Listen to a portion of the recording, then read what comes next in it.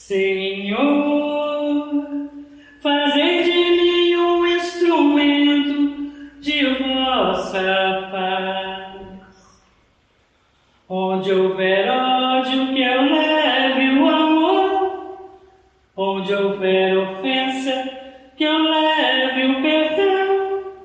Onde houver discórdia, que eu leve a união. Onde houver dúvida, que eu leve a fé. Onde houver erros, que eu leve a verdade. Onde houver desespero, que eu leve a esperança. Onde houver tristeza, que eu leve a alegria. Onde houver trevas, que eu leve a luz. Ó Mestre, fazei com que eu te procure mais. Consolar, que ser consolado. Compreender, que ser compreendido. Amar, que ser amado. Pois é dando que se recebe, é perdoando que se é perdoado, e é morrendo que se vive para a vida eterna.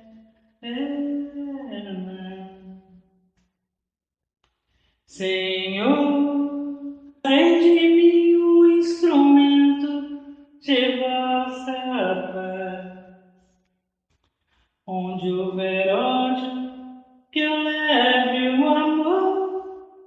Onde houver ofensa, que eu leve o perdão. Onde houver discórdia, que eu leve a união. Onde houver dúvida, que eu leve a fé. Onde houver erros, que eu leve a verdade. Onde houver desespero, que eu leve a esperança. Onde houver tristeza, que eu leve a alegria. Onde houver trevas, que eu leve a luz. Ó Mestre, fazei com que eu te procure mais. Consolar, que ser consolado. Compreender, que ser compreendido. Amar, que ser amado.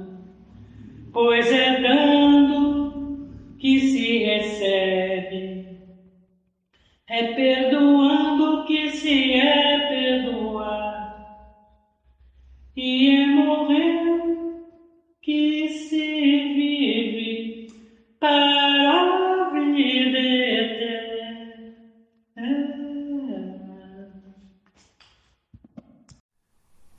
Oração de Bezerra de Menezes.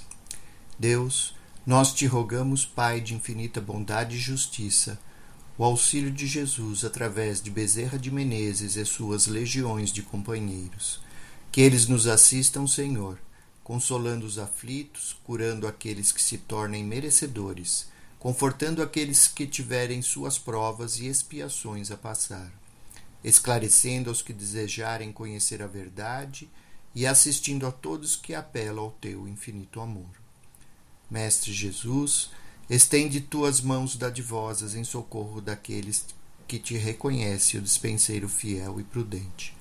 Faze o divino modelo, através de tuas legiões consoladoras, de teus santos espíritos, a fim de que a fé se eleve, a esperança aumente, a bondade se expanda e o amor triunfe sobre todas as coisas. Bezerra de Menezes, apóstolo do bem e da paz, amigo dos humildes e dos enfermos, movimenta as tuas falanges amigas em benefício daqueles que sofrem, sejam males físicos ou espirituais, bons espíritos, dignos obreiros do Senhor. Ouvem nossas preces e derramai as curas sobre a humanidade sofredora, a fim de que as criaturas se tornem amigas da paz, do conhecimento, da harmonia e do perdão, semeando pelo mundo os divinos exemplos de Jesus Cristo. Assim seja. Então vamos fazer hoje uma reflexão, especialmente uma sequência à preleção da semana passada, que foi muito bem abordada para o momento que nós vivemos do planeta em relação a nossas responsabilidades e o que significa a reencarnação. Nós vamos iniciar com algumas citações importantes. Primeira oração de Santo Agostinho sobre a morte. Em sua oração ele diz: a morte não é nada. Eu somente passei para o outro lado do caminho. Eu sou eu, vocês são vocês. O que eu era para vocês, eu continuarei sendo. Me deem o nome que vocês sempre me deram. Falem comigo, como vocês sempre fizeram. Vocês continuam vivendo no mundo das criaturas, e eu estou vivendo no mundo do Criador. Não utilizem um tom solene ou triste. Continuem a rir daquilo que nos fazia rir juntos. Rezem, sorriam, pensem em mim, rezem por mim. Que meu nome seja pronunciado como sempre foi, sem ênfase de nenhum tipo, sem nenhum traço de sombra ou tristeza. A vida significa tudo o que ela sempre significou. O fio não foi cortado. Por que eu estaria fora de seus pensamentos, agora que estou apenas fora de suas vistas? Eu não estou longe. Apenas estou do outro lado do caminho. Você que aí ficou, siga em frente. A vida continua, linda e bela, como sempre foi. Esta oração de Santo Agostinho sobre a morte. Parece que ela foi até retirada de uma obra espírita, diante da sua superioridade sobre a vida material. Eu vou trazer mais alguns textos, porque eles são importantes para as nossas reflexões deste momento especial. Um trecho do Apocalipse da Bíblia, em que ele fala a respeito do dragão. Para quem não conhece, esse trecho fala sobre digamos assim, como seria o final dos tempos. Sua cauda arrastou consigo uma terça parte das estrelas do céu, as quais arremessou sobre a terra. E aí nós vamos ao prefácio do Evangelho segundo o Espiritismo. Os Espíritos do Senhor, que são as virtudes dos céus, qual imenso exército que se movimenta ao receber as ordens do seu comando, espalham-se por toda a superfície da terra e, semelhantes a estrelas cadentes, vêm iluminar os caminhos e abrir os olhos aos cegos. Eu vos digo em verdade que são chegados os tempos em que todas as coisas hão de ser restabelecidas no seu verdadeiro sentido, para dissipar as trevas, confundir os orgulhosos e glorificar os justos. Esse trecho é parte do prefácio do Evangelho segundo o Espiritismo. E nós daí vamos à pergunta que finaliza o capítulo 4, que foi abordado na semana passada, a respeito dos limites da encarnação. Ou perguntas sobre a encarnação também. É um castigo a encarnação e somente os espíritos culpados estão sujeitos a sofrê-la? A passagem dos espíritos pela vida corporal é sempre para que eles possam cumprir, por meio de uma ação material, os desígnios cuja execução Deus lhes confia. É-lhes necessária, a bem deles, visto que a atividade que são obrigados a exercer lhes auxilia o desenvolvimento da inteligência. Sendo soberanamente justo, Deus tem de distribuir tudo igualmente por todos os seus filhos. Assim é que estabeleceu para todos o mesmo ponto de partida, a mesma aptidão, as mesmas obrigações a cumprir e a mesma liberdade de proceder. Isso traz para nós uma grande ideia do que seja a nossa reencarnação terrena, muito acima daquilo que a gente costuma entender, pois tudo aquilo que nós enxergamos muitas vezes numa vida terrena é o sofrimento. Mas não é somente isso. A Terra é uma oportunidade, a vida que nos é dada é uma oportunidade para que possamos desenvolver ao nosso tempo atitudes, as aptidões, as virtudes, tudo aquilo de bom que temos como capacidade inerente dentro de nós, que nós vamos desenvolvendo através das existências. Quando somos criados, nós somos criados simples e ignorantes. Significa que não temos conhecimento e nem temos nada de sofisticado dentro de nós, de interesses, de vontades, não temos os defeitos que nos apegam à matéria, mas também não temos as virtudes que nos libertam dela. Para isso, nós temos que passar pela Terra de uma maneira que possamos de verdade superar as limitações que nós temos. E nós não somos criados e nem estamos, durante esse momento do nosso planeta, no mesmo nível evolutivo. Isso é bem claro quando olhamos uma outra parte onde fala exatamente sobre essa questão dos nossos limites numa encarnação. Ele fala assim, os espíritos dizem: assim acontece com o homem na Terra. Para o espírito selvagem, que está apenas no início da vida espiritual, a encarnação é um meio dele desenvolver a sua inteligência. Então a gente percebe que existem na Terra espíritos que estão iniciando a sua trajetória no reino hominal, no campo dos homens. E em seguida ele diz: contudo, para o homem esclarecido, em quem o senso moral se acha largamente desenvolvido e que é obrigatório percorrer de novo as etapas de uma vida corpórea cheia de angústias, quando já poderia ter chegado ao seu fim, é um castigo, pela necessidade em que se vê de prolongar sua permanência em mundos inferiores e desgraçados.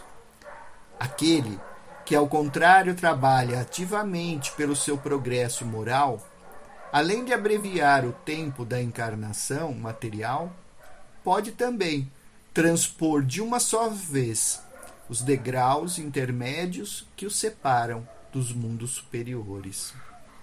Tudo isso para nós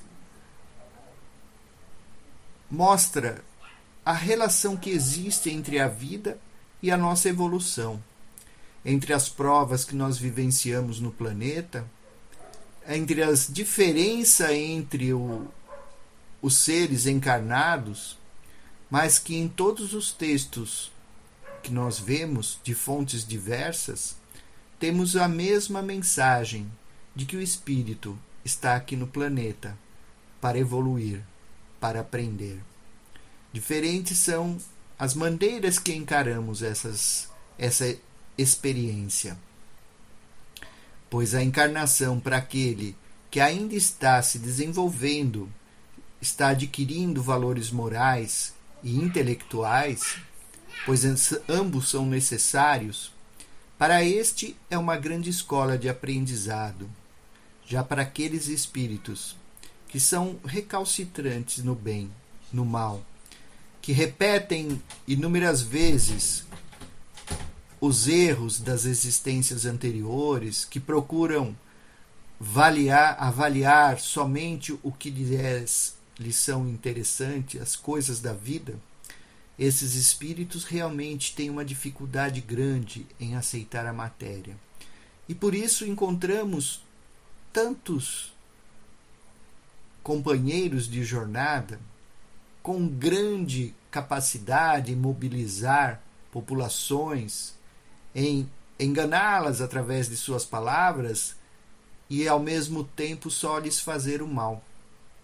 E vimos isso em inúmeras existências no planeta. Inúmeros companheiros de jornada em tempos diferentes trouxeram essas situações. Mas estes nada mais são do que os espíritos que repetem por não aceitarem a sua própria condição. Para todo aquele que trabalha em prol do bem, que trabalha em prol da sua felicidade, não a material, mas em nome do bem superior, para estes a vida é muito mais fácil, muito mais bem vivida, mesmo diante das dificuldades.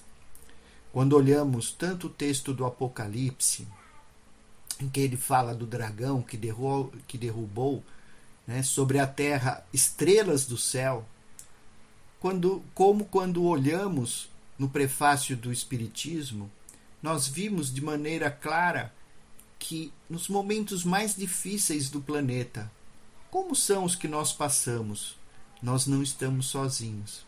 Como o texto fala no Evangelho segundo o Espiritismo, qual imenso exército que se movimenta ao receber as ordens do seu comando, de Deus, espalham-se sobre a superfície da terra, ou seja, renascem espíritos de luz, que vêm justamente no momento do caos, no momento, essas estrelas cadentes vêm iluminar os caminhos e abrir os olhos do cego.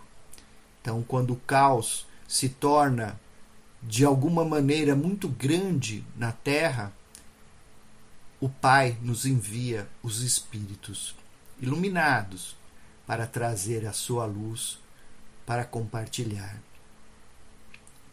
Esse tempo não é um tempo terreno de uma única vida, nem de 1 ano, 10 anos. É um tempo terrestre, de longa data. E nós já vimos grandes dessas estrelas que já passaram por aqui, e outras, é claro, estão encarnadas e outras virão. Das que estiveram conosco recentemente, Chico Xavier, Madre Teresa, dos que estão nosso próprio amigo Divaldo Franco e tantos outros que mesmo na sua condição, digamos, humilde, sem aparecerem nas mídias, pois não encontraremos em todos os dias esses companheiros nas notícias dos jornais e assim por diante, todos estão trabalhando intensamente. Para isso, uma reflexão que eu trago é a respeito de um conceito que existe no universo, um conceito que serve para a nossa vida. Quando nós olhamos esse caos em que o planeta nos parece estar, nós percebemos que existe aqui um conceito de entropia.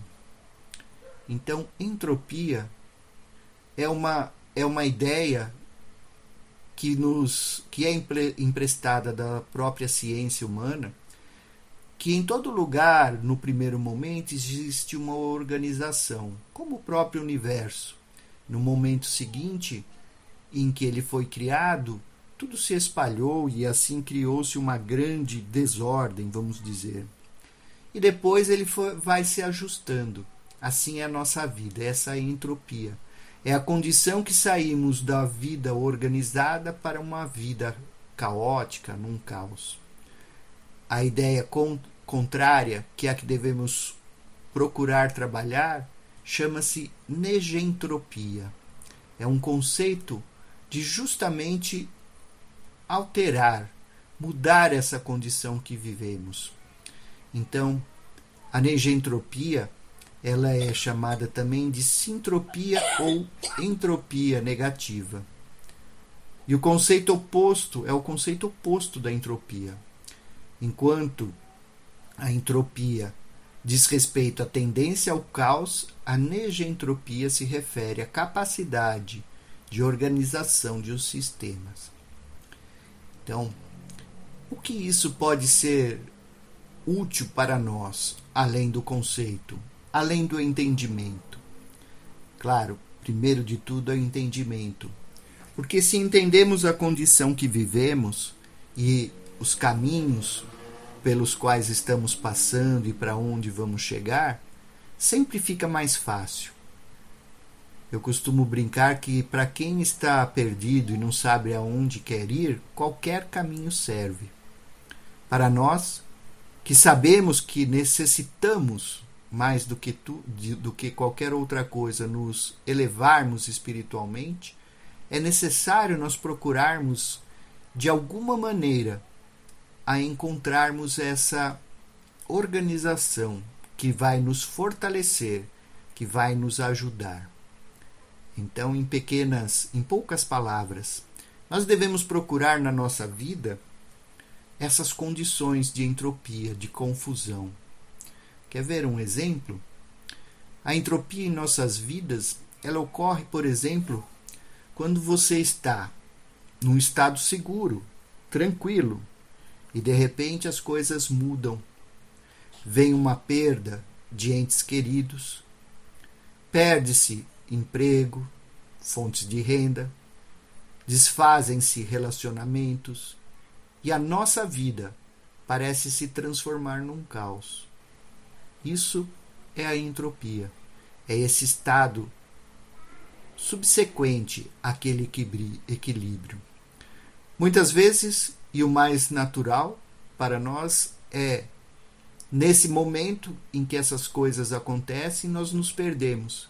Ficamos muito tempo. Para alguns espíritos, ficam décadas, centenas de anos, porque são espíritos. E ao passarem pela vida material, sofreram uma grande perda e não conseguem se reencontrar. Quando, naquele momento em que ele se reencontra, muitas vezes nos atendimentos espirituais, reencontram uma pessoa querida, um espírito que lhe foi de grande apreço, aí ele se reencontra e retoma a sua vida. Então, na entropia, nós desperdiçamos grande quantidade de energia sem produzir coisa boa. Do outro lado, o que procuramos, o que necessitamos é encontrar a negentropia, aquele ponto de equilíbrio, aquele ponto em que a nossa produção individual interior torna-se positiva. Para isso, primeiro na nossa vida nós temos que priorizar as perdas, identificar aquelas que chamam a atenção, aqueles lugares simples em que as coisas se perdem, nos nossos gestos, do nosso dia, da nossa casa. E a gente pode fazer essas práticas no dia a dia. Aqueles esquemas de arrumar uma mesa, guardar uma peça de roupa, guardar uma memória de um passado que ficou para trás e seguir adiante. Para isso, depois que nós atendemos a essa demanda, que nós tratamos de diminuir as perdas e focar no nosso futuro, nós devemos traçar um plano. Não um plano simples, mas um plano, né, nem simples nem complicado. Né? O plano não pode ser tão simples que não produza nada, seja fácil de cumprir, e nem tão complicado que não possa ser cumprido e que nunca nos leve ao seu objetivo. Plano simples para reverter essas perdas de energia. Tirar aquelas coisas que nos acometem a cada dia, tirando a nossa concentração, desanimando, fazendo com que a gente ache que nada vale a pena.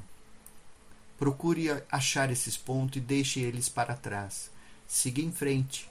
Procure achar aquele ponto em que a caminhada se torna valorosa, em que a vida faz sentido. Procure achar metas que você possa cumprir. Fazer uma oração diária, ler um bom livro, procurar conversar com um amigo, fazer uma caridade simples, coisas básicas que são facilmente completadas, tarefas que podem ser completadas no nosso dia a dia. Deixe as mágoas para trás, deixe aquilo que não pode ser consertado para trás. Perdoe-se e perdoe ao próximo. Perdoe ao irmão, perdoe ao companheiro, siga adiante. Se perdeu um ente querido, lembre-se que a sua vida continua do outro lado. Só não temos mais a sua companhia nesse momento, mas nós também estaremos do outro lado em algum momento. Se perdemos um emprego, uma fonte de renda, é fácil. Nós vamos atrás. Quantas vezes já não fizemos isso? Vamos levantar a cabeça. Vamos procurar os amigos. Vamos procurar os locais, as formas de alcançarmos esta condição nova. Refazer a vida. Refazer todas as condições necessárias para que um novo emprego, uma nova condição nos surja. Pois Deus vai estar sempre nos iluminando. Se perdemos uma relação com um ente querido, talvez seja necessário construirmos uma nova. Afinal, temos tantos e tantos amigos que não conhecemos, tantos companheiros que não sabemos que fazem parte da nossa vida e que podem ser reencontrados nesta vida para seguir adiante. Há sempre uma saída. Para todos existe um novo caminho a percorrer.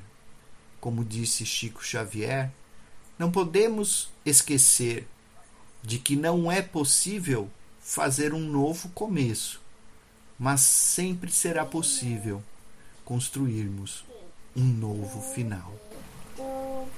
Vamos agradecer aos nossos amigos, aos mentores, pedindo que ilumine aqueles irmãos que deixaram a vida terrena, que ilumine aos companheiros que aqui estão, para que saibam que a vida continua, que a fé é necessária e que um dia todos se reencontrarão no plano espiritual. Vibramos por essas famílias e esses entes queridos, por esses companheiros de jornada que retornaram, sabendo que cada um teve o seu papel e que cabe-nos a todo momento relembrar os pontos positivos, os pontos iluminados, os bons exemplos, os momentos felizes que estivemos com eles, agradecendo. E damos graças a Deus.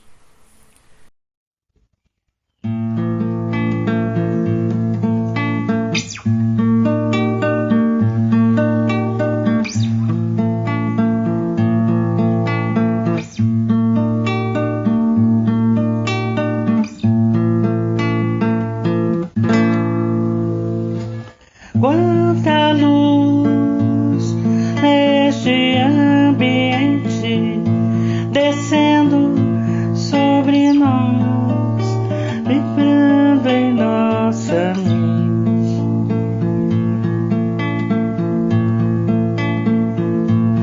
Quanta luz quando assim em prece minha alma cresce aos olhos de Jesus.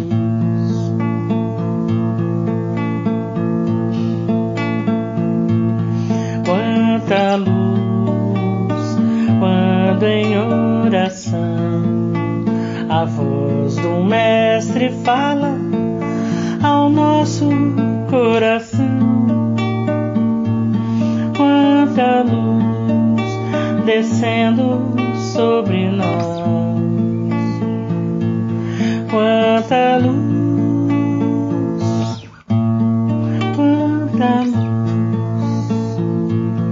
quanta luz neste ambiente descendo sobre nós, vibrando em nossa mente.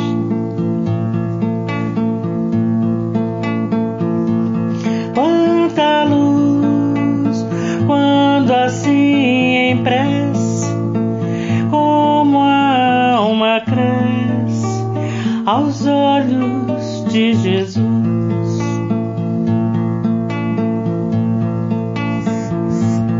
Quanta luz quando em oração a voz do Mestre fala ao nosso coração.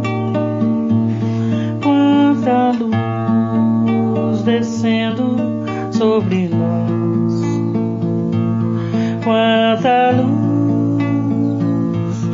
quanta luz.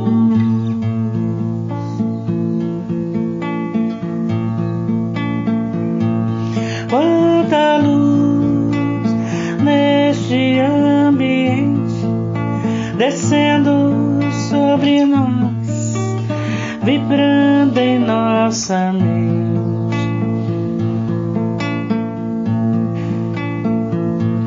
Quanta luz quando assim em prece, como a alma cresce aos olhos de Jesus.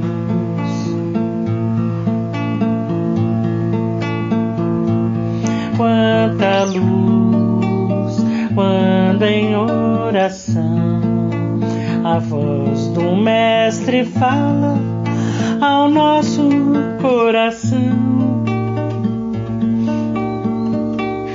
Quanta luz descendo sobre nós,